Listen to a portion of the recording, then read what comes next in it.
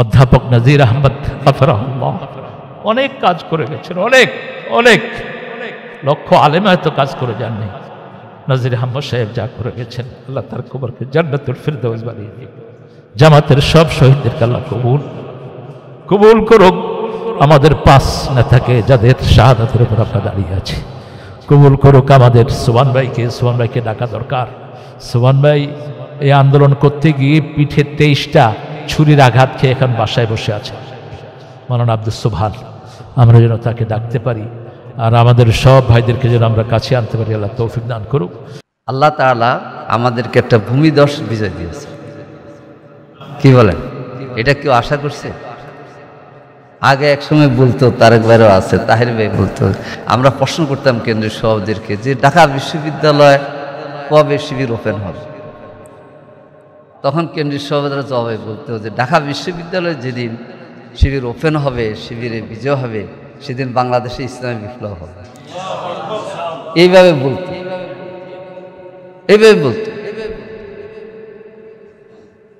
কিন্তু দেখেন এই বিজয় মনে হয় এটাকে কি কোনটা বলবো আমরা? আলহামদুলিল্লাহ। এখন আসেন, আমার মনে পড়ে 1991 সালের 27শে মে যে বিশ্ববিদ্যালয়ের বিসির রুমে মাওলানা নিজামী রক্ত পড়েছে। আমি তখন মহানগরী উত্তরের সভাপতি। 91 সালে আমি তখন মহানগর উত্তরের সভাপতি। তো নিউজ আসলো, তো আমি কেন্দ্রীয় সভাপতিকে বললাম যে বিসি তো সংলাপে ডাকছে সব রাজনৈতিক নেতাদেরকে, তা আমাদের তো যাওয়া উচিত। কেন্দ্রীয় সভাপতি পরে নিজে জানালো, নিজামী সরলতাই জানায়, নিজামী রাজি হয়ে গেছে যাওয়ার জন্য। কিন্তু তারা যে এই কাণ্ড ঘটাবে এটা কিন্তু আমরা বুঝতে পারিনি, যে নিজামীর উপর আঘাত করবে। কারণ সরকার তো বিএনপি, আর খালেদা যে প্রধানমন্ত্রী হয়েছে আমাদের সমর্থনে। 19শে মার্চ সরকার গঠন করছে, বেগম জিয়া প্রধানমন্ত্রী হয়েছে, আর 27শে মে মাওলানা নিজামী আক্রান্ত হয়েছে। ঢাকা ভার্সিটির বিজয়ে প্রথম কথা বলেছে হাফিজ কুয়াকাটা, কয় আমরা ঢাকা ভার্সিটিতে বিজয় লাভ করেছি, এবং এটা আমার স্নেহের ফসল। আমি গত সপ্তাহে তার এয়ারপোর্টে পেয়ে এদিকে আয়, একটু আদর করে দিত। তো সেই জন্য আপনি কাছে ডাকবেন। এনায়েতুল্লাহর মতো পাগল, ওইটাও কাফের থেকে অনেক সরে আসছে। ওই তাহেদি গিয়াসি ওই পাগলটাতে নেন, দেখবেন যে আপনাদের লাইনে কথা বলতেছে, কারণ ওদের মধ্যে বেসিক কিছু গুণ তো আছে। 3টা যেই ঐক্যের ভিত্তি সেটা তো তার মধ্যে আছে, বাকি সে নাচুক আর কুদুক সেটা তার ব্যাপার, সে করবে। কিন্তু এদেরকেও এদের যেহেতু একটা গোষ্ঠী আছে, একটা মূর্খ গোষ্ঠী এদের পিছনে আছে, তো সেই জন্য আমরা ইনশাআল্লাহ আমাদের যে ভাইদেরকে আমরা আগে আনবো, যারা কোরবানি দিয়েছেন, এই ভাইরা অনেক জায়গায় পিছিয়ে আছেন, এদেরকে আগে নিয়ে আসবেন, এদেরকে সময় দিবেন, এদেরকে প্রমোট করবেন। সুবিধাবাদীদের কারণে আমাদের অনেক ভাই বিভিন্ন জায়গায় নির্যাতিত হয়েছে, কারণ আমাদের ভাইয়েরা যাদের কারণে ঘর হারা হয়েছে, 10 বার এক ভাইয়ের বাসায় রেড করেছে এই শয়তানদের কারণে। এরকম বহু হুজুর আছে আমাদের গ্রাম অঞ্চলে, আমাদের এলাকাতে, আমাদের এলাকার বহু ইমাম আছে এরকম গোপনে গোপনে তাদের জাসুসগিরি করত। এদের পিছনে আপনারা এদের স্বরূপটা উন্মোচিত করে দিবেন। এরা যদি খালেজভাবে দিনে আসে আলহামদুলিল্লাহ, কিন্তু যদি না আসে, এদের যে পজিশন আছে সেখান থেকে যেন এরা না থাকতে পারে, সেই ব্যবস্থা আমাদের করা উচিত। সর্বোপরি আমাদেরকে ইনশাআল্লাহ আরও বিনয়ী হওয়া উচিত, আমাদেরকে আরও বেশি কোরআনের সাথে রিলেটেড হওয়া উচিত। চ্যানেলটি সাবস্ক্রাইব করে আমাদের সঙ্গেই থাকুন। আলহামদুলিল্লাহ, আসসালাতু ওয়াসসালামু আলা রাসূলিল্লাহ, বা'দ, ফাআউযু বিল্লাহি মিনাশ শাইতানির রাজীম, বিসমিল্লাহির রহমানির রহিম। ফাইযা ক্রাআতাল কুরআনা জাআলনা বাইনাকা ওয়া বাইনাল লাযীনা লা ইউমিনুনা বিল আখিরাতি হিজাবান মাসতুরা। وقال الرسول صلى الله عليه وسلم الدين والنصيحة وكما قال عليه الصلاة والسلام। আজকের আমাদের এই মাসিক প্রোগ্রাম আসলে এটাকে আলোকিত করা হলো মজলিসুল মুফাসসিরিন দিয়ে। প্রধান অতিথি হিসাবে আসছেন, আমরা একসাথে শিবির করেছি আব্দুল হালিম ভাই, এখানে সভাপতি হিসেবে আছেন আনামুর রশিদ আহমদ সাহেব। তারপরে অত্যন্ত বরকত হিসেবে পেয়েছি সিলেটের যারা আমরা একসাথে অনেক আগে একসাথে প্রোগ্রাম করতাম সিলেটে, তখন ফজলুর সাথে থাকতেন তিনি প্রফেসর মানুষ, কোরআনের ময়দানে কাজ করছেন আলহামদুলিল্লাহ। আমরা ফেরদাউস ভাইয়ের কাছ থেকে অত্যন্ত দামি কথা শুনেছি, আতিক ভাইয়ের কাছ থেকে শুনেছি। আর আপনারা যারা এসেছেন আলহামদুলিল্লাহ, আমরা অত্যন্ত আজকে মাশকুর যে আমরা আলহামদুলিল্লাহ একজন কেন্দ্রীয় দায়িত্বশীল অন্তত এসে আমাদেরকে ভিজিটের জন্য সময় দিয়েছেন। এতে আমরা প্রীত, আমরা আনন্দিত, কারণ 5ই আগস্টের পরে আমরা এই সুযোগ থেকে অনেক বঞ্চিত। বিশেষ করে আমরা যারা বিগত 15-16 বছর মাঠে ময়দানে বহু ত্যাগ স্বীকার করে আমরা মাঠে ময়দানে টিকেছিলাম, আমাদের সাথে এভাবে আন্তরিকভাবে কেউ বসেননি। এটা অন্তত দুঃখের এলিগেশন। সূরা বনী ইসরাঈলের 45 নম্বর আয়াতটা আমি পড়েছি। আল্লাহ বলছেন, যখন তোমরা কোরআন তেলাওয়াত করবা তোমাদের মধ্যে এবং যারা আখিরাত বিশ্বাস করে না তাদের মধ্যে হিজাবাম মাসতুরা, এমন এক বলয় আল্লাহ সৃষ্টি করে দেন যে যারা কোরআনের এই প্রাচীরে থাকে তাদের কোনো ক্ষতি কেউ করতে পারে না। আমরা আজকে কোরআন থেকে অনেক দূরে। ইবনে ওমরের ওই বর্ণনাটা আপনাদের প্রত্যেকেরই জানা আছে। রাসূলুল্লাহ সাল্লাল্লাহু আলাইহি ওয়াসাল্লাম বলেছেন যে এক মঞ্জিল করে তোমরা পড়বা যারা আলেমরা। আমরা এখানে যারা আলেম বলে নিজেরা দাবি করে নিজেদেরকে, অথবা মানুষ আমাদেরকে আলেম বলে, আমাদের উপরে দায়িত্ব এক মঞ্জিল অর্থাৎ 5 পারার কাছাকাছি তেলাওয়াত আমাদের খুবই দৈন্যদশা। বহু হাফেজদেরকে জিজ্ঞেস করলে বলা হয় গত রমজানে পড়ছি আর আগামী রমজানে ইনশাআল্লাহ আল্লাহ যদি তৌফিক দেয় পড়ব। তো এটা যেন না হয়। আমরা প্রতিনিয়তই, আপনারা সেটা জানেন, যতক্ষণ আমরা তেলাওয়াতে থাকি ততক্ষণ আল্লাহর সাথেই থাকি। যারা জিকিরের সাথে থাকে তারা আল্লাহর সাথেই থাকে। এই জন্য উযকুরুল্লাহ ইযা নাসিত, যখনই ভুলে যায়। রাসূলের সারাটা জীবনের আমলগুলো যদি আমরা দেখি, সূরা আহজাবে আল্লাহ রাব্বুল আলামিন 41 নম্বরে উল্লেখ করছেন, ইয়া আইয়ুহাল্লাযীনা আমানু যকুরুল্লাহা যিকরান কাসীরা ওয়াসাব্বিহুহু বুকরাতাও ওয়া আসীলা। বিশেষ করে অনেকগুলো তাসবিহাত যেগুলো হিসনুল মুসলিমে এসেছে। আমি আশা করব আমার ভাইদের প্রত্যেকেরই হিসনুল মুসলিমের প্রায় 450 দোয়া এগুলো আপনাদের মুখস্থ থাকবে। আমি জামাতের একজন কেন্দ্রীয় লিডারের মধ্যে এই গুণটা পেয়েছি, মুজিবুর রহমান সাহেব। উনি এই দোয়াগুলো মুখস্থ করেই ওনার জীবনকে অত্যন্ত আলোকিত করেছেন এবং তিনি প্র্যাকটিসও করেন। আমরা যেন ইনশাআল্লাহ আমাদের আমলের কথা বলেছে আমার অত্যন্ত আদরের জাবেরি বলেছে, তা আমরা ইনশাআল্লাহ যেন আমাদের আমলের দিকে তাকাই। অনেকে মান আসাফা আলাই, যিনি যে খারাপি করছেন তার খারাপি তাকে ধরবে, মুড নিয়ে থাকে কয়দিন।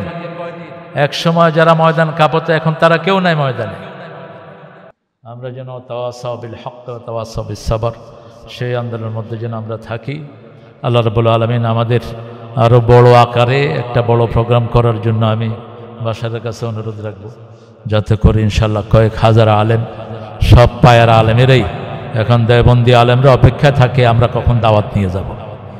এটা ভিতরের খবর এবং প্রত্যেকের মনের দিকে মাইল। আমার ভাইজান ইসিফ ভাই বলেছেন আলহামদুলিল্লাহ। তো আমরা প্রত্যেক মসজিদে আমাদের নক করা উচিত। প্রত্যেক মসজিদের সাথে 4-5 জন দরসে নিজামের আলেম থাকেন। এই জন্য প্রত্যেকটা মসজিদে আমাদের নক করা উচিত। সেজন্য আমরা যেন আমাদের আদর্শের উপর অটল থাকি।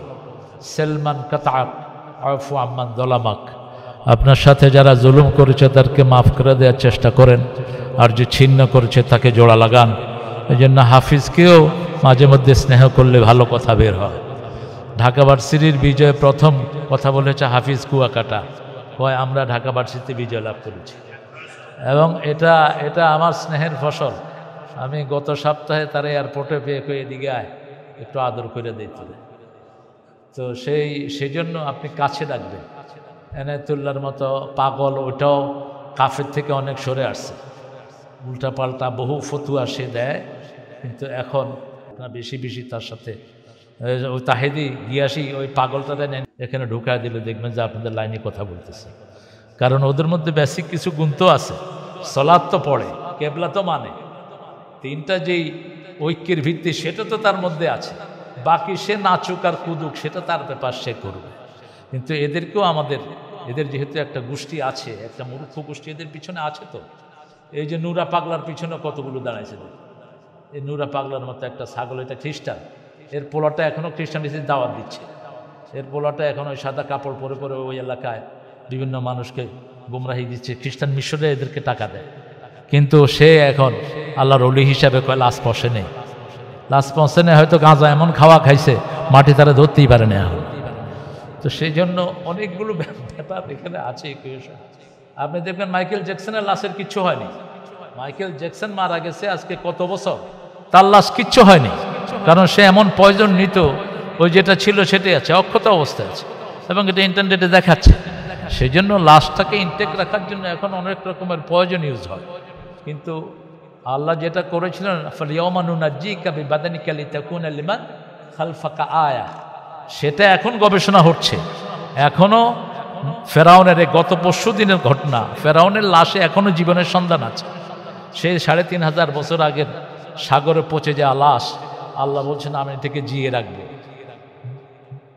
জিকা বেবাদানিক, এই নুনা জিকা একই শব্দটা আল্লাহ রাব্বুল আলামিন ব্যবহার নুনজিন মুমিনিন সাইয়েদনা নূহ ইউনূস আলাইহিস সালামের ক্ষেত্রে। তো সেই জন্য আমরা ইনশাআল্লাহ আমাদের যে ভাইদেরকে আমরা আগে আনবো, যারা কোরবানি দিয়েছেন, এই ভাইরা অনেক জায়গায় পিছিয়ে আছেন, এদেরকে আগে নিয়ে আসবেন, এদেরকে সময় দিবেন, এদেরকে প্রমোট করবেন। সুবিধাবাদীদের কারণে আমাদের অনেক ভাই বিভিন্ন জায়গায় নির্যাতিত হয়েছে, যাদের কারণে ঘর হারা হয়েছে, 10 বার এক ভাইয়ের বাসায় রেড করেছে এই শয়তানদের কারণে। এরকম বহু হুজুর আছে আমাদের গ্রাম অঞ্চলে, আমাদের এলাকাতে, আমাদের এলাকার বহু ইমাম আছে এরকম গোপনে গোপনে তাদের জাসুসগিরি করত। এদের পিছনে আপনারা এদেরকে এদের স্বরূপটা উন্মোচিত করে দিবেন। এরা যদি খালেজভাবে দিনে আসে আলহামদুলিল্লাহ, কিন্তু যদি না আসে, এদের যে পজিশন আছে সেখান থেকে যেন এরা না থাকতে পারে, সেই ব্যবস্থা আমাদের করা উচিত। সর্বোপরি আমাদেরকে ইনশাআল্লাহ আরও বিনয়ী হওয়া উচিত, আমাদেরকে আরও বেশি কোরআনের সাথে রিলেটেড হওয়া উচিত। আল্লাহ আমাদের এই প্রোগ্রামটাকে কবুল করুন। হালিম ভাইয়ের শুভ আগমনে আমরা ধন্য হলাম, আলহামদুলিল্লাহ। হালিম ভাই যেন বেশি বেশি আসেন, কারণ এর আগের জিনাকে সভাপতি পাইছি, রফিকের একবারও পাইনি, তো হালিম ভাইকে অন্তত পেয়েছি। আল্লাহ হালিম ভাইয়ের হায়াতকে দারাজ করে দেন।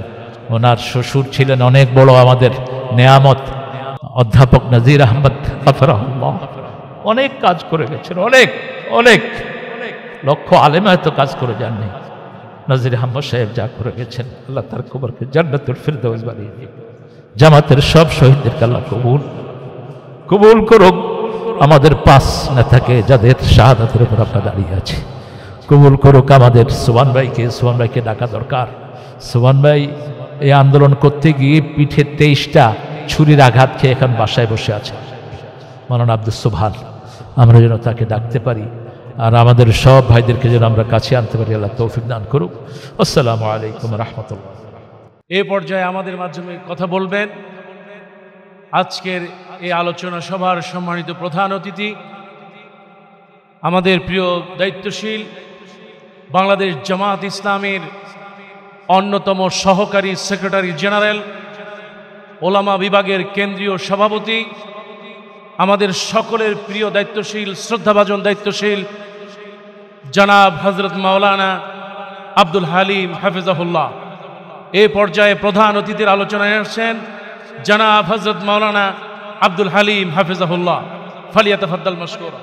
আলহামদুলিল্লাহি রাব্বিল আলামিন, ওয়াসসালাতু ওয়াসসালামু আলা রাসূলিল কারীম ওয়া আলা আলিহি ওয়া আসহাবিহি আজমাইন। قال الله تعالى في كلام المجيد والفرقان الحميد. أعوذ بالله من الشيطان الرجيم. بسم الله الرحمن الرحيم. يا أيها المدثر قم فأنذر وربك فكبر وثيابك فطهر ورج فهجر ولا تمنن تستكثر ولربك فاصبر. صدق الله العظيم. বাংলাদেশ মাজলিসুল মুফাসসিরিন ঢাকা মহানগরী উত্তর কর্তৃক আয়োজিত রাসূলুল্লাহ সাল্লাল্লাহু আলাইহি সাল্লাম সিরাতের উপরে আয়োজিত আজকের এই সভার সম্মানিত সভাপতি, আমার একান্ত শ্রদ্ধেয়, বরণীয় এবং অত্যন্ত প্রিয় ব্যক্তি মাওলানা আনাম রশিদ আহমদ, উপস্থিত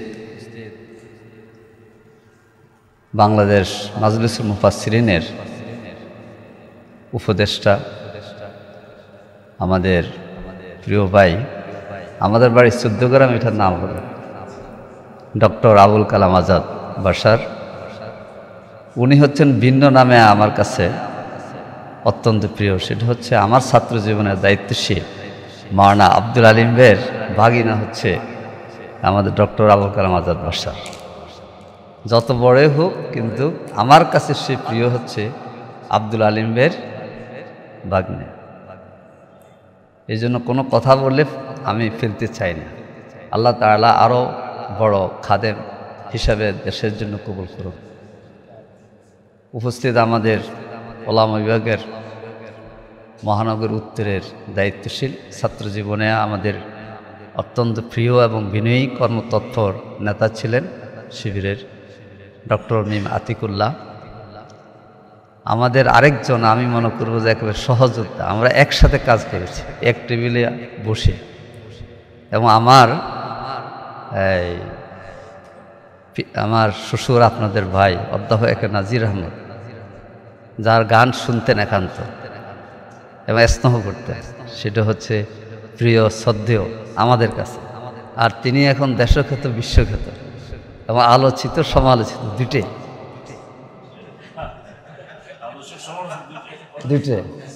না, মানুষ সমালোচিত হলেই বেশি আলোচনায় আসে। এখন তো মানুষের কাছে প্রিয় মুফাসসির এবং বক্তা আমাদের কাছে আমাদের আগের তারেক ভাই, কিন্তু এখন তো উনি শায়েখ, কি বলেন, তারেক মনোহর ভাই। আমরা একসাথে অনেক কাজ করেছি কেন্দ্রীয় অফিসে। আমি অফিসের একজন কর্মী, উনি অফিসের একজন নেতা। কেমন? এরপরে হচ্ছে আমাদের ফেরদৌস ভাই, যিনি ধামতি আলিয়া মাদ্রাসার সাথী শাখার সভাপতি ছিলেন। আমি তখন কুমিল্লার শিবিরের একজন কর্মী, জেলা অফিস সম্পাদক, কিন্তু আসলে কর্মী ছিলেন। উনি তখন ধামতির সাথী শাখার সভাপতি, মাওলানা এটিএম মাসুম ভাই জেলা সভাপতি, আমি অফিস সম্পাদক জেলা। এই ধামতিতে আমি বহু এসেছি, অবশ্য ওনারা তখন চলে এসেছেন। সাইকেলে এসেছি, নৌকা আসলাম, হুন্ডা আসছি। এই দামতে আলিয়ার মানে হচ্ছে তখন জমজমার কাজ, শত শত সাথী দামতে আলিয়া এরম ছিল। আমাদের নকিব নাসরুল্লাহ ভাই বিশ্ববিদ্যালয়ের ভিসি, সে তখন দামতে আলিয়ার সাথী ছিল, ঠিক না? এরপরে আমাদের এখানে উপস্থিত ভাগ্যক্রমে দেখা হয়ে গেল ফয়জুল ভাই, কিন্তু উনি তো সিলেটে পরিচিত বেশি, কিন্তু আমাদের এলাকাও ওয়াজ করতে যায়। ডক্টর ফয়জুল ভাই উপস্থিত আছেন। এখানে উপস্থিত সম্মানিত, শ্রদ্ধেয়, বরণীয় অনেক আলেমে দ্বীন, উলামা একরাম এবং আমার সামনে উপস্থিত প্রিয় ভাইয়েরা, আল্লাহ তাআলার শুকরিয়া যে আমরা একত্রিত হয়েছি। আসলে আপনাদের সকলের থেকে এলেম, আমল, কাজে, বয়সে এবং উচ্চতায় আমি একেবারে ছোট। কেমন? সেই জন্য কথা বলাটা আমি আমার জন্য প্রযোজ্য মনে করি না, কিন্তু সংগঠনের দায়িত্ব যেহেতু এসেছে সেই হিসাবে বাসা ভাই আবার দাওয়াত দিয়েছিল, আসতে পারেনি। আজকে কুমিল্লার গুরুত্বপূর্ণ একটা প্রোগ্রাম যেখানে প্রধান অতিথি মাসুম ভাই, সেটাকে বাদ দিয়ে কালকে রংপুর থেকে চলে এসেছি এই জন্য যে এখানে থাকবো। আপনাদের আমার কথা বলার চেয়ে আপনাদের সরবত নেব। যেমন তারেক ভাইয়ের কিছু কথা শুনলাম, আমি কিছু শিক্ষা নিলাম, কি বলেন? তারপরে হচ্ছে আমাদের সভাপতি কথা বললো, অন্যরা কথা বললো। আলেমদের কথার মধ্যে আমাদের জন্য শিক্ষা, আকল নিহিত আছে, হেকমত নিহিত আছে। সেজন্য আপনাদের এই প্রোগ্রামটা শুধু একটা মাসিক নিয়মিত সাংগঠনিক বৈঠক না, এটা ইলম এবং আকল চর্চার একটা কেন্দ্র আমি মনে করি। এখানে আসলে আমার জ্ঞান বৃদ্ধি পাবে, আর আমার জ্ঞানের কমতি আমি ধরতে পারব। আলেমদের সাথে প্রোগ্রামে যাওয়ার হাকিকত হচ্ছে এটা, যে নিজের এলেমের কমতি কোথায় আছে এটা বোঝা যায়। তো আল্লাহ তাআলা সুন্দর একটা সুযোগ দিয়েছেন, আলহামদুলিল্লাহ। আমি আপনাদের নিয়ে কয়েকটি শুকরিয়া আদায় করব। প্রথমত হচ্ছে আল্লাহ তাআলা আমাদেরকে একটা ভূমিধস বিজয় দিয়েছে, কি বলেন? এটা কেউ আশা করছে? আগে একসময় বলতো, তারেক ভাইও আছে, তাহির ভাই বলতো, আমরা প্রশ্ন করতাম কেন্দ্রীয় সভাপতিদেরকে যে ঢাকা বিশ্ববিদ্যালয় কবে শিবির ওপেন হবে। তো তখন কেন্দ্রীয় সভাপতিরা জবাবে বলতো যে ঢাকা বিশ্ববিদ্যালয়ে যেদিন শিবির ওপেন হবে, শিবিরে বিজয় হবে, সেদিন বাংলাদেশে ইসলামী বিপ্লব হবে। এইভাবে বলতো, এইভাবে বলতো। কিন্তু দেখেন এই বিজয় মনে হয় এটাকে কি কোনটা বলবো আমরা? আলহামদুলিল্লাহ। এখন আসেন, আমার মনে পড়ে 1991 সালের 27শে মে যে বিশ্ববিদ্যালয়ের বিসির রুমে মাওলানা নিজামী রক্ত পড়েছে। আমি তখন মহানগরী উত্তরের সভাপতি। হ্যাঁ, 91 সালে আমি তখন মহানগরী উত্তরের সভাপতি।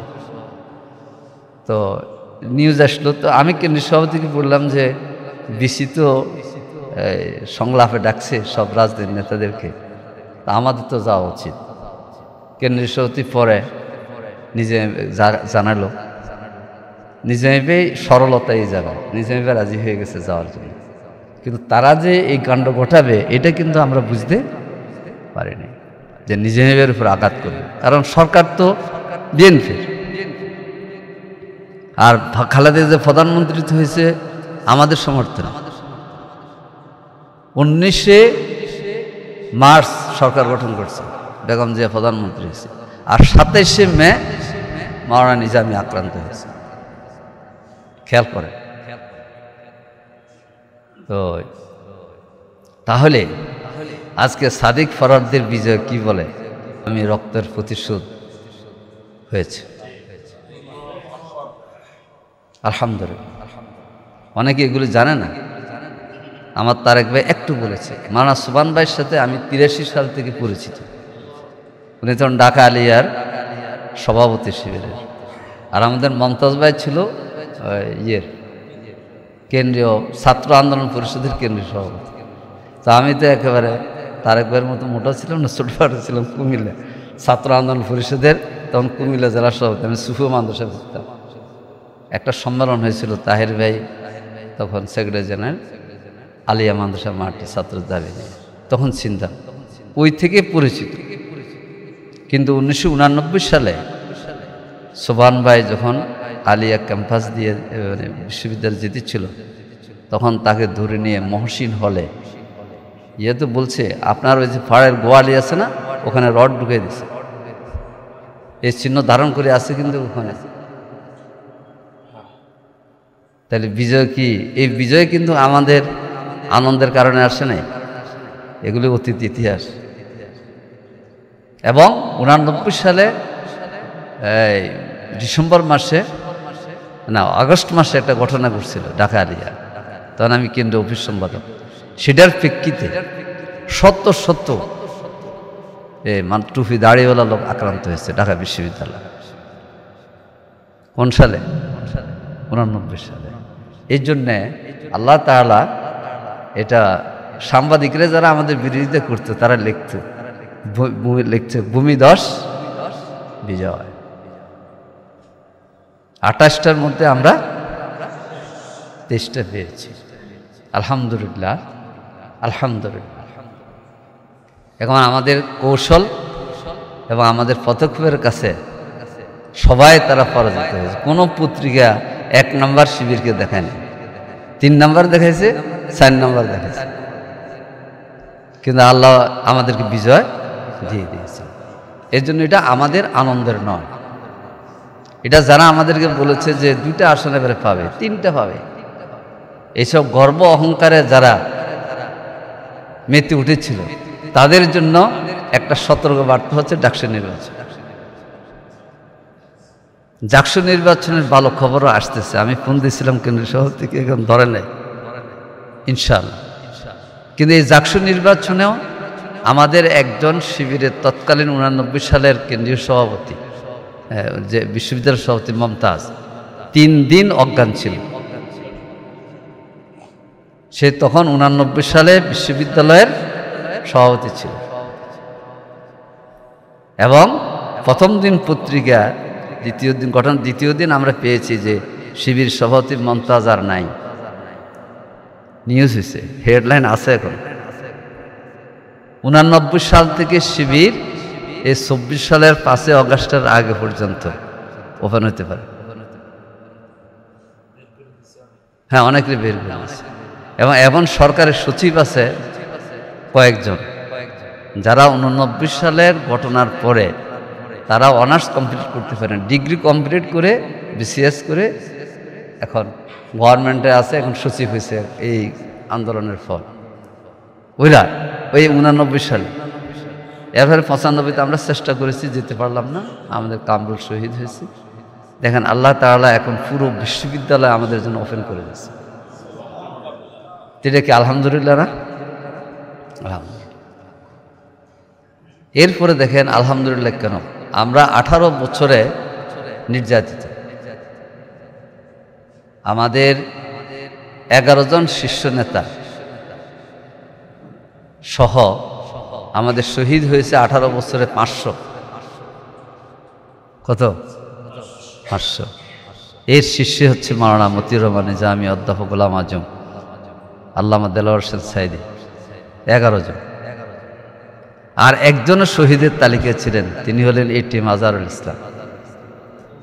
আল্লাহ তাআলা তাকে হায়াত দিয়েছেন। আজহার ভাইকে প্রোগ্রাম দিতেছে, আজকের প্রোগ্রামের জন্য আমি কন্ট্যাক্ট করছিলাম, ওনাকে ফেলে আমি ছুটি নিতাম। এটা আমাকে বসারে বলছে যে আজহার ভাইকে পারেন কিনা, তাহলে রাজি করাতে। আমি কালকে দুপুরে কথা বলে এর আগের দিন বলছি যে না হলে আমি মিলাতে পারবো না। আজহার ভাই আমাকে বলছে, তোমরা আমাকে কি বলো, কি প্রোগ্রাম দিতেছ, আমার তো সব এখনো স্মরণে আসতেছে না। দেখলে আজহার ভাই কেন? বলে আমি তো আমাকে মৃত ব্যক্তির মধ্যে গণ্য করেছি, আমি তো শহীদ হওয়ার জন্য সব প্রস্তুতি নিয়েছি।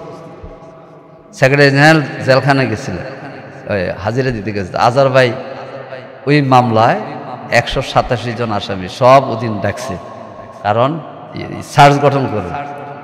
তো সেদিন আমাদের আমির জামাতও গেছেন, সব দায়িত্বশীল গেছে, আজহার ভাইকেও নিয়ে আসছে এই শিকলপাড়ায়। তো আজহার ভাই দুইটা কথা বলছেন, বলছে শফিক ভাই কথা বলতেছি, মিসকোট করবেন না বা ভিন্ন করবেন না। আমি কিন্তু ফাঁসির রায় হওয়ার পরে আমি যে কোনো সময় আল্লাহর কাছে যাওয়ার জন্য আমি প্রস্তুত, দোয়া করবেন, আমাকে মাফ করবেন। দ্বিতীয় হচ্ছে আমার মেয়েটা রয়ে গেছে বিবের বাকি, এই মেয়েটার বিবাহ দিবেন, এছাড়া আমার কোনো দাবি কথা আপনাদের কাছে না, আমি রেডি। সেই লোকটাকে আল্লাহ তাআলা 14 বছর পর ফিরিয়ে দিয়েছে। কি বলেন? আলহামদুলিল্লাহ। আমাদের 5000 নেতাকর্মী আছে যারা পঙ্গু, 2 চোখ নাই এমন একজন এখন ব্যক্তি আছেন, জান্নুর নাম, সিরাজগঞ্জের উল্লাপাড়া শিবিরের সদস্য ছিল। হ্যাঁ, শিবিরে সলঙ্গা, আর উল্লাপাড়ার অংশতে, উল্লাপাড়া হলো উপজেলা, সলঙ্গা হলো থানা, নাম হচ্ছে জান্নু। ওরা বাপ বেটা, 2 বেটা একসাথে 13 সালে জেলে ছিল, একসাথে।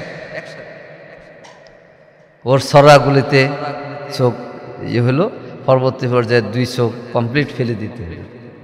আমি 20 সালে রফিক ভাই জেলে যাওয়ার পরে পেলাম দায়িত্ব, পরিবর্তন এখানে অতিরিক্ত দায়িত্ব। তো জেলা আমিরকে বললাম যে শিবিরের এত বয়সের সদস্য থাকে কি করে, তখন ঘটনা বললাম। আমি বললাম ছাত্র জীবন শেষ করে তাকে বিয়ের ব্যবস্থা করে, আর শিবিরের উপর বোঝা রাখেন না। কেন রাখলে? বলে শিবির তো খোঁজ খবর নেয়, আর শিবির চিকিৎসাটা সব দেখে, এই জন্য। আমি বলি এই সুবিধা বাদ, এখন শিবিরে আর থাকবে কেন, এখন জামাতে আসবে আর বাকি দায়িত্ব নেবেন। জেলা আমির বিবাহের ব্যবস্থা করে 1 বছর বিবাহের জন্য পাত্রী পায় না।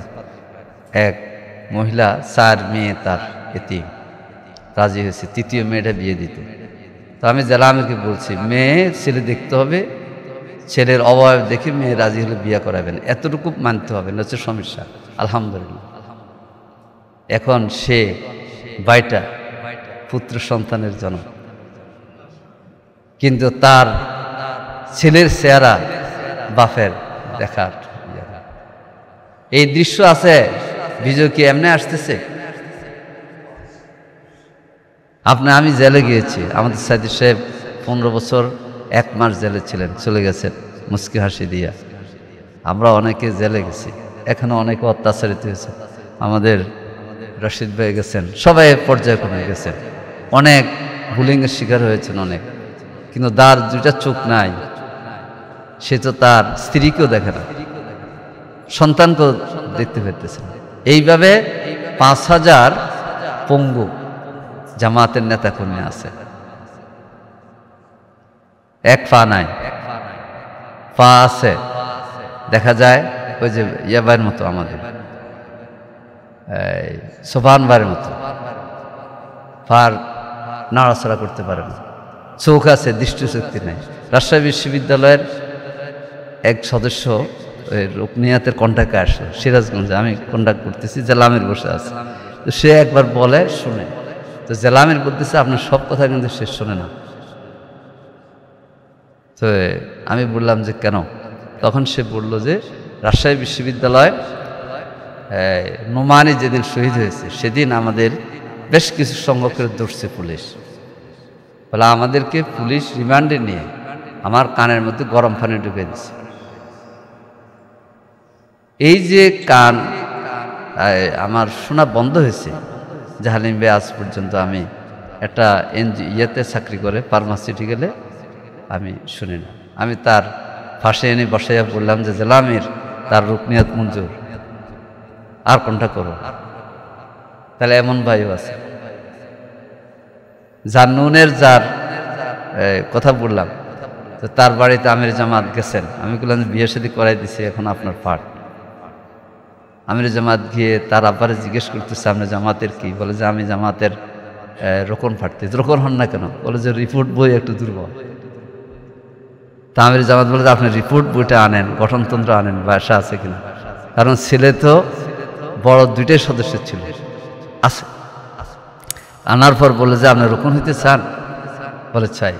তাহলে দাঁড়ান, আপনার রোকন হওয়ার জন্য কবুল হয়ে গেছে, শপথ দিয়ে দিন।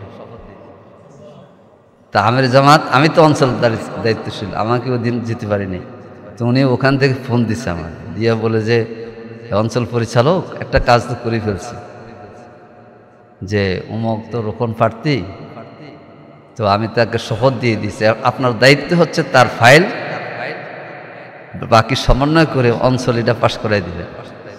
আমি মনে করেছি তিনি রুকনিয়াতের উপর এত ত্যাগ করার পর আর কি পরীক্ষা নেবেন, আর কি তার কোরআনের আয়াত জিজ্ঞেস করবেন, সে পাস। সম্মানিত ভাইয়েরা, এই যে ত্যাগ কোরবানি, 1 লক্ষ লোক জেল কেটেছে আমাদের হিসাবে, 2000 মহিলা জেল কেটেছে, এর মধ্যে 600 ছাত্রী। আজকে ঢাকা বিশ্ববিদ্যালয়ে নেকাব করা ছাত্রী 10,000-এর অধিক বুট ফাইয়া হিজাব হিজাব স্লোগানে মুখরিত হয়ে পাশ করে। আমি ফরহাদকে জিজ্ঞেস করলাম, ফরহাদ এত স্লোগান কি দিছে? বলে হিজাব হিজাব হিজাব হিজাব আর সর্ব মিত্র, মিত্র সর্ব, এই 2টা হলো আলাদা জিনিস। এই স্লোগান কেন হলো? যে যে তামান্না সাবিকুন নাহার, তার মাথার মাঝে দিছে সিং, হ্যাঁ, ওই কারণে সে এত পরিচিত হয়েছে যে 10,000-এর উপরে নেকাব করা মেয়ে আপনার ভোট পাইয়া নির্বাচিত হয়ে গেছে। এটা ইন্ডিকেশন যে সামনের বাংলাদেশ হেজাবিদের বাংলাদেশ, দাড়ির টুপিওয়ালাদের বাংলাদেশ, পাগড়িওয়ালাদের বাংলাদেশ। এই ঢাকা বিশ্ববিদ্যালয় আমি মহসিন হলে এসে শার্ট পরছি 1999 সালে, সুফুয়া মাদারে থাকতে আমি তো নেস পোশাক জামা করতে, সাথী শাখার সব হেজবুল্লাহ করে, তো বলে যে না এখানে সব মতবিবাদ এই সেই, আমরা 7 জন। পরে আব্বা কাপড় আনলো, আমি বললাম যে আব্বা আবার সারসিনের তরিকার ওই যে মোকরা ছিল, তো আমরা একেবারে সাদা টুপি পরতাম, আমি একবারে দাখিল পর্যন্ত সাদা টুপি এক ধরনের আছে সারসিনের, নেস পোশাক জামা পড়তে। আমি যে এইটার কারণে যদি রিক্রুট না হয় তাহলে ঠিক হবে না। আমি এই জামার সাথী শাখার সভাপতি হয়েও অনেকদিন পড়ছি, ছিল কয়েক বছর। মাদ্রাসা আমরা 7 জন থেকে 7-8 জন সাথী বানাইছি, এবং পুরো মাদ্রাসা এখন শিবির। তো কোনোদিন শার্ট পরতাম না, কিন্তু শামসু ভাই বললো যে আপনার ডাকসুর অফিসের দায়িত্ব পালন করতে হবে। 89 সালে আমাকে কুমিল্লা থেকে নিয়ে আসলো, এখন মহসিন হলে থাকলে লোকেরা বলে যে ভাই একটু তো সতর্ক হয়ে থাকতে হবে, আপনার দাড়ি টুই সব করলে তো আপনাকে বুঝবে যে আপনি মাদ্রাসা জামাতের শিবিরের নেতা। তো মহসিন হলে থেকে 89 ডাকসুর অফিস বিভাগের কাজ করেছে। এই ঢাকা বিশ্ববিদ্যালয়ে পাঞ্জাবি গায়ে দেওয়া কঠিন ছিল, আর এখন দেখলাম পাগড়ি টুপি পরে ঢাকা বিশ্ববিদ্যালয় মিছিল হয়, সিরাতে রাসূলে হয়, কেরাত প্রতিযোগিতা হয়। আলহামদুলিল্লাহ, এটা হলো কি আল্লাহর শুকরিয়া যে এটা আমাদের নেতৃবৃন্দের ত্যাগ করবার। এরপরে দেখেন দাড়িপাল্লা নাই, নিবন্ধন নাই, আলহামদুলিল্লাহ সব আমরা ফিরে পেয়েছি কিনা? দাড়িপাল্লা ফেরত পাইছেন? এখন ভোট তো দাড়িপাল্লা। এই জন্যে কয়েকটা বার্তা দিতেছি, সেটা হচ্ছে ইনশাআল্লাহ আগামী দিনে আল্লাহর রহমত এবং জনগণের দোয়া জামাত ইসলামের নেতৃত্বে যে জোট ঐক্য সমঝোতা হবে আলেমদের অন্যান্য দলের, আমরা ক্ষমতা আসবো, ইসলামপন্থীরা ক্ষমতা আসবে এবং আমরা বাংলাদেশকে একটি মানবিক বাংলাদেশ বানাবো। ইসলামপন্থীরা ক্ষমতা আসার অর্থ হচ্ছে এটা যেখানে মন্দির থাকবে না এমনটা নয়, মন্দিরও থাকবে, প্রাগটাও থাকবে, সব থাকবে। দেশের নাগরিক সম্মান এবং অধিকার নিয়ে বাঁচবে। আমাদের কথা হলো কি সম্মান এবং ঢাকা বিশ্ববিদ্যালয়ের মেয়েরা যখন এই নিশ্চয়তা পাইছে যে আমরা আমাদের অধিকার আর সম্মান নিয়ে আমরা বিশ্ববিদ্যালয় চলাফেরা করতে পারব, তখন তারা সাদিক কায়েমকে তাদের নেতা বানিয়েছে। আজকে এক পত্রিকায় দেখলাম লিখছে যে রোকেয়া হলে উমামা সাদিক কায়েম থেকে অর্ধেক ভোট পেয়েছে, তাহলে সব ভোট পাওয়ার কথা কি উমামা। এবং ইলেকশনের 1 মাস আগে আমাদের কাছে রিপোর্ট ছিল যে দেশের কোনো শক্তি ছাত্রদল শিবিরের বিপরীতে, ছাত্রদল আসবে না এটা গোয়েন্দারা বুঝতে পারছে, কিন্তু শিবির এসে যেতে পারে, এর জন্য তারা সামনে নিয়ে আসছে কারে উমামা, এবং শিবিরকে হারাবে। বামপন্থী কয়েকটা পত্রিকা দেখবেন বামপন্থী উমামাদের কথা আগে লিখছে আর শিবিরকে লিখছে 4 নম্বর। তাহলে রোকেয়া হলে প্রায় 1300 ভোট পেয়েছে সাদিক, এটা কিভাবে হলো? এই যে আস্থাটা, এটা বাংলাদেশের ইসলামী আন্দোলনের প্রতি মানুষের বাড়ছে।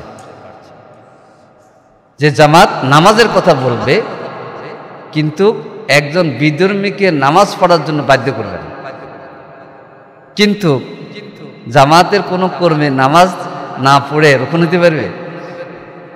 কি বলে? কর্মীও থাকবে। আমরা তো যারা ভোটার, জামাতের রোকনরা শুধু ভোট দেবে না একজন সাধারণ নাগরিক যে বিভিন্ন কাজে যুক্ত, একবারে পরিচ্ছন্নতা কর্মী থেকে আরম্ভ করে ধান কাটা শ্রমিক পর্যন্ত সবাই ভোট দেবে না? এই দৃষ্টিভঙ্গিটা সামনে রেখেই আপনাদেরকে বক্তব্য প্লেস করতে হবে সামনে।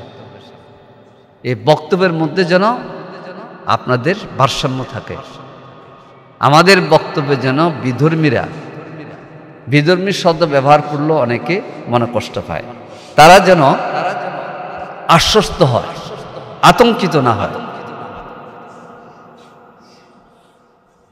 আমরা এই জাতীয় সমাবেশ হওয়া এই বাংলাদেশের 3টা ধর্মের, হিন্দু বৌদ্ধ খ্রিস্টান ধর্মের প্রধান 2 জনের কাছে কার্ড পাঠাইছি আমরা। ওরা কার্ড পেয়ে আমাদের অফিসে ফরমাল ধন্যবাদ দিয়েছেন আমির জামাতকে যে আমরা কার্ড পেয়েছি, আমরা আসার জন্য অনুরোধ করেছি। তারা সুন্দরভাবে জবাব দিয়েছে যে দাওয়াতটা পেয়েছি, আসা না আসা বিষয়টা জানাবো বা আপনারা ইয়ে করবেন। এই যে একটা সম্পর্ক, এমনি কি হয়েছে ডাকসুর সর্বমিত্র, এই সম্পর্ক আমাদের হইতে হবে। আমাদেরকে একটা জঙ্গি এবং মানে খুবই আমরা শেষ করে ফেলব গোষ্ঠী হিসেবে এই গত 18 বছর আওয়ামী লীগ চিত্রিত করছে। এটা ভুল বাংলা শুরু হয়েছে। গত বছরের মাঝখানে আবার এই 2 দিন আগে রাশিয়ান রাষ্ট্রদূত আসছিল আমাদের অফিসে, এসে সোজা প্রশ্ন আমির জামাতকে যে তোমরা রাষ্ট্র চালাবা কীভাবে? তা আমির জামাত বলে যে আমরা কোরআন ভিত্তিক রাষ্ট্র চালাব। তখন উনি বলতেছেন কোরআন ভিত্তিক রাষ্ট্র চালাইলে গার্মেন্ট শিল্পের কি হবে মেয়েদের? দ্বিতীয় বলতেছে তাহলে অন্যান্য ধর্মের নাগরিকরা ভীত হবে, এটা কি করবে? আমির জামাত বলছেন যে তাদের অধিকার এবং সম্মানের কথা কোরআনে যায় আছে, হুবহু তাই করবে। এই কথা বলার পরে উনি হাসি দিচ্ছে। খেয়াল করছেন যে অন্যান্য যারা বা মহিলাদের অধিকারের কথা কোরআনে যেভাবে আছে আমরা হুবহু সেই মর্যাদা এবং অধিকার ফাই করে তাদেরকে দেব। বাস কথা শেষ। এই তো 2 দিন আগে আবার একটা পত্রিকা দেখলাম যে এত রাষ্ট্রদূতের ঘন ঘন জামাত আমিরের কাছে কেন আসতেছে? আমরা তো চীন সফর করছি আমির জামাত সহ 5 দিন, জানেন তো।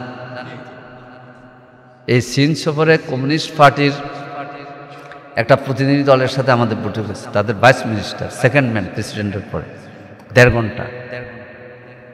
আর এদের 2 জায়গায় এদের এশিয়া বিষয়ক একটা স্টাডি কমিটি আছে, পুরো এশিয়া। আবার বাংলাদেশ একটা ডেস্ক আছে এবং বাংলাদেশের সকল রাজনৈতিক দলের কাহিনী এদের সব নোট আছে, কোন নেতা কখন কি বক্তব্য দেয়। আমাদের বক্তব্য শুনে আমাদের ধন্যবাদ জানাইছে, বলে যে তোমাদেরকে আমরা জানি আগ থেকে, আমাদের রাষ্ট্রদূত যাই বলেছে তোমাদের কথায় আমরা তা বুঝতে পারলাম। এটা হইতে হবে। আপনি একটা বক্তব্য দিচ্ছেন, আপনার এই বক্তব্যটা রেকর্ড হয়ে যাচ্ছে দিল্লিতে, তা আপনার বক্তব্যের কারণে যদি জামাত ইসলামীকে দিল্লির কাছে জবাবদিহি করতে হয় তাহলে তো সংগঠন তখন ঝামেলা পড়বে। যেমন দেখেন, আমরা এই কথা বলি না যে ফেব্রুয়ারিতে নির্বাচনে যাবে না, আমরা বলি যে ফেয়ার পদ্ধতি গ্রহণ না করলে দেশের জনগণ নির্বাচনে। এর জন্য আমি অনুরোধ জানাবো, আপনার হাতে দাড়ি, আমি অবশ্য সময় কম দিতে পেরেছি, এখন আরো একটু বেশি দেব। আসলে বেশি বেশি আমরা মাশওয়ারা করতে পারলে এটা ভালো হবে, কারণ আপনারা তো হচ্ছেন দাড়ি, খতিব, মুজাক্কির, কথা বেশি, আপনাদেরকে ফলো করে মানুষ।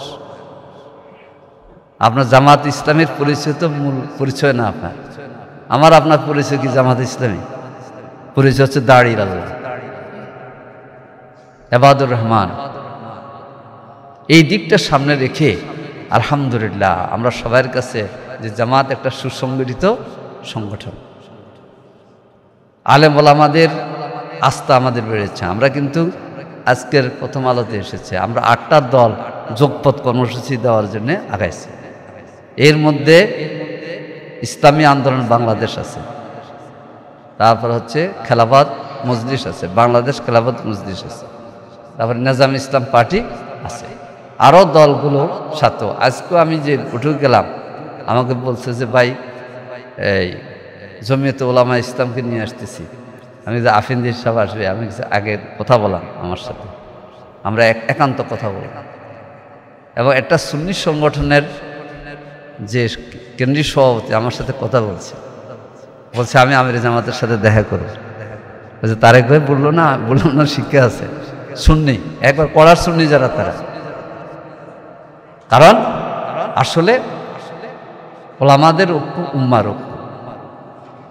এই যে তারেক ভাই বলল যে সালাত তো আদায় করে, সালাত কিবলা তো এক, আমরা ঝগড়া করি, যারা নাস্তিক তাদেরকে সুযোগ করে দেব। আমাদের আসল শত্রু কারা? আসল শত্রু হচ্ছে যারা ইসলামকে মানে না, মনে করে যে এটা ব্যাকডেট, যারা মৌলবাদ মনে করে আমাদেরকে, যারা ইসলামকে মনে করে যে ইসলামের নামে রাষ্ট্র হইতে পারে না, এরা আমাদের শত্রু, এরা আমাদের শত্রু। হ্যাঁ, সুন্নিদের কথা হচ্ছে যে আমরা হয়তোবা নূরের ব্যাখ্যা কাদ জাআকুম মিনাল্লাহি নূরুন কিতাবুন মুবিন। দেখেন সাইদি সাহেব কোন সময় তার প্রথম জীবনে কিয়াম করছে, এই ছবি কিন্তু সুন্নিরা আয়না দেখায়। আছে কি না? ইয়া নবী সালাম আলাইকুম আছে না? তেজের দলিল দিতে আছে। সেজন্যে এগুলি হচ্ছে আমাদের অভ্যন্তরীণ বিষয়, এগুলোকে আমরা মাঠে ঝগড়াতে নিয়ে যাব। যদি এইভাবে আমরা সতর্কতার সাথে করতে পারি, ইনশাআল্লাহ আগামী দিনের বাংলাদেশ শরীয়তুল্লাহর বাংলাদেশ, শাহজালালের বাংলাদেশ। তবে বাহিরের শক্তি আমাদেরকে অত্যন্ত জঙ্গি শক্তি হিসাবে বাইরে চিত্রিত করতে চায়। এই পরিবেশটা আমরা কিছুটা মডারেট করার সুযোগ পেয়েছি। ঢাকা বিশ্ববিদ্যালয়ে যেমন সাবিকুনা তামান্না সহ 3 জন নেখাবদারি মেয়েকে আমরা প্রার্থী দিয়েছি। আবার তাসলিম জুমা যে হলো মুক্তিযুদ্ধ এবং কি গণতান্ত্রিক আন্দোলন, দেখেন এইটাতে তামান্নারে দিলে হবে না। এই তো কথা বলতে গিয়ে মুক্তিযুদ্ধের কি কথা বলে ফেলে না বলে, কিন্তু জিডারে দিছি কথা কিন্তু শক্ত আছে। হ্যাঁ, এবং ইলেকশনের দিন তার আব্বা আসছিল সিটি অফিসে। দুপুরে বললাম যে খাওয়া দাওয়া করেন, বলে যে আমি তো আজকে সূর্যাস্তের পরে খাবো, অর্থাৎ রোজা রাখছে। কয় আমার 4 মেয়ে, এটা বড়। কয় মেয়েরে বলে দিছি যদি ইলেকশন করতে চাও শিবির প্যানেল বললে শিবিরে প্যানেল করবা। খেয়াল করে আমাকে ফরহাদ বলতেছে যে এই জুমা এবং সর্বমিত্রের বাড়িতে গিয়ে ওখানে সাকমারা দিছে যে তারা আমরা মেরে ফেলব যদি শিবিরে প্যানেলে ইলেকশন করে। এত বয় ভীতির ফরক প্রতিদিন জুমা এসে কান্তাকাটি করছে।